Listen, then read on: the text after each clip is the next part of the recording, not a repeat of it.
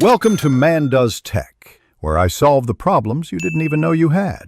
In this video, I will explain how to clear your Toyota Tacoma maintenance light. First, turn your ignition to the on position, but do not start the engine. Make sure your odometer is showing on the display. Then, find the trip reset button, usually near the odometer, and be ready to press and hold it.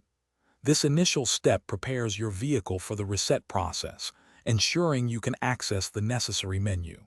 It's a simple start to a quick fix. Now, with the ignition off, press and hold down that trip reset button. While still holding it, turn your ignition back to the on position. Do not release the button yet. You'll notice the odometer display will show a series of dashes or zeros, indicating that the system is entering the maintenance reset mode. Keep holding the button firmly until the next step is ready to be performed. This sequence is crucial for proper engagement.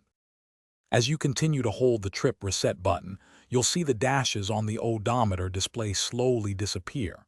After they vanish, a series of zeros will appear. This signifies that the maintenance light reset is complete. Once you see those zeros, you can release the trip reset button. The maintenance light should now be off, confirming the successful reset. It's a clear visual cue that the process has worked. Finally, start your Toyota Tacoma engine. Check your dashboard to confirm that the maintenance light is no longer illuminated. If the light remains on, don't worry. Simply repeat these steps carefully from the beginning. Sometimes it takes a couple of tries to get the timing just right.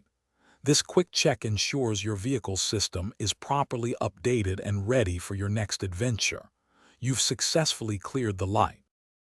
Thanks for watching. If you found this helpful, don't forget to like and subscribe.